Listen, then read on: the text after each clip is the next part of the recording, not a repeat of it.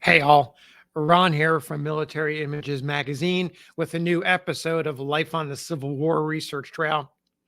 The man pictured here, Colonel Abel D. Streight, was an energetic and a restless man, especially after he joined the Union Army in 1861, colonel of the 51st Indiana Infantry. He was looking to get into the fight. Never really got an opportunity to do so. He wasn't a military man by training. In peacetime, he was a successful publisher of books and maps, but he really wanted to serve the country, really wanted to fight. By early 1863, after the Battle of Stones River, he proposed a raid into Georgia to disrupt the supply chain and communications of Confederate General Braxton Bragg's Army of Tennessee. The goal, the idea was to go all the way down to Georgia and then break up the Western and Atlantic Railroad between Chattanooga and Atlanta. That was a major lifeline, a major supply line for Bragg's army. Streight had this bold and aggressive idea. He pitched the plan to a future president of the United States, James A. Garfield, who at the time was a brigadier general serving on the chief of staff of the Army of the Cumberland, the commander of the Army of the Cumberland, William S. Rosecrans. Garfield appreciated the merits of Colonel Streight's plans, and he approached General Rosecrans with the idea. Rosecrans was hesitant at first, but eventually he granted Streight permission to form a provisional brigade of 4 mounted infantry regiments and 2 companies of cavalry.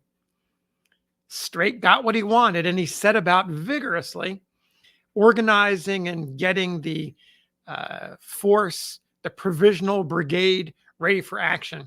He selected his own regiment, of course, the 51st, and added 3 others, the 80th Illinois, the 3rd Ohio, and the 73rd Indiana.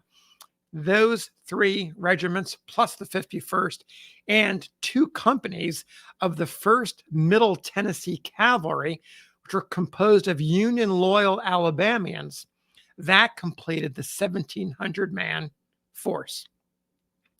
Streight and his new provisional brigade got their supplies in Nashville, had some problems getting horses, but nonetheless, they departed by mid-April for a mission going down the Cumberland and Tennessee rivers, headed for the border with Alabama. As they crossed through the northern part of the state, the enemy cavalry, commanded by 2 brigadier generals, Philip Roddy and Nathan Bedford Forrest, skirmished, battled, and otherwise harassed and eventually demoralized Streight's brigade.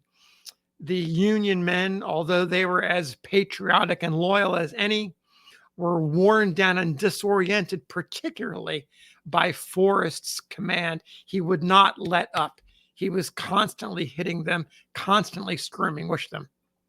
Finally, the raid ended when Streight surrendered his force about 25 miles shy of the goal to get to that railroad in Georgia. The men and the officers were separated. Everyone was sent to Richmond to be imprisoned. The enlisted men and the non-commissioned officers were soon paroled to await a formal exchange. That was a deal that Streight and Nathan Bedford Forrest negotiated as part of the surrender. Streight and the officers, well, they were in for a longer haul as prisoners of war in Libby Prison in Richmond. Streight, of course, still full of vigor and wanting to put up a bold face, although they're in the most unfortunate circumstances in Libby, worked really hard to keep the spirits of the officers up.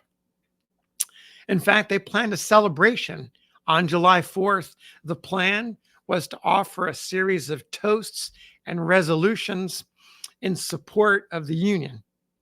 The prisoners didn't have an American flag. So they fashioned one out of shirts that were red, white, and blue. They got everything together. And like the raid into Georgia, it didn't quite go exactly as planned. Colonel Streight planned to lead the festivities, and he was presiding over the program just as it started. The commandant of Libby Prison, Major Thomas P. Turner, got wind of what was going on. He got in with the guards. They confiscated the flag and ordered the officers to disperse. Now, the prisoners were not able to carry out that program of toasts and formal resolutions on the 4th of July, but a written plan of those toasts and resolutions were preserved and carried safely out of the prison. So we have them today. We know what they were going to toast, and we know the resolutions. So let's start with the resolutions. There were 15 altogether, and here they were. They toasted the independence and liberty of the United States.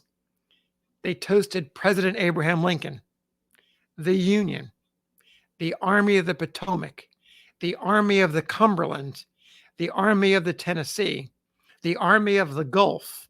They toasted heroic soldiers, or I should say, they would have toasted heroic soldiers who gave their lives to defend the United States.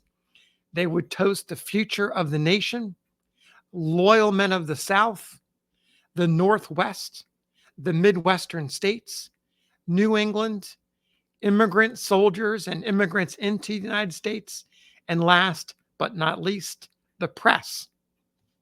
So that was the toasts that they never gave but recorded. Now here's the resolutions. Here's what it states.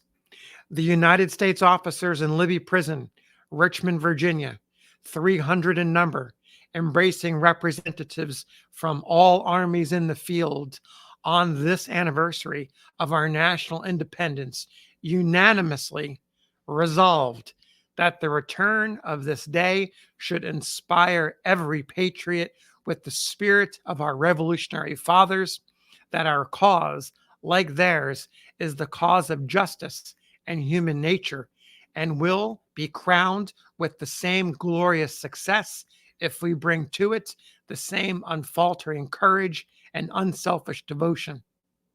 Resolved that the indignities we have suffered and the violated pledges we have witnessed only stimulates our zeal for the Union and our utter hatred of all its enemies, whether treason sympathizers in the North or the more manly and honorable armed rebels of the South. Resolved that we heartily support the policy of the government in emancipation for the sake of the Union and making the freedmen serviceable in every way compatible with the rules of civilized warfare. Resolved that all who seek to embarrass or obstruct the government in its deadly struggle for national existence will go down to posterity branded with the internal infamy which attaches to the name of Benedict Arnold. Resolved that if the North should accept any adjustment short of the unconditional submission of every rebel, it would deserve the scorn and execration of the world and prove recreant to its ancestral fame as a great and manly people. Resolved that now, while the strength of our Republican institutions is being tested and the destiny of a continent decided, all patriots should avoid dissension and party spirit by mutual concession and toleration, present a united front to the common enemy, and swear anew to support our glorious flag at all costs and at every sacrifice until its ample folds shall float again from ocean to ocean and from the lakes to the Gulf over every foot of our national soil. That's the 6 resolutions that were led by Colonel Abel D. Streight, 51st Indiana Infantry while a prisoner of war in Libby with about 300 other Union officers. Thanks for listening. We'll see you on the next episode of Life on the Civil War Research Trail.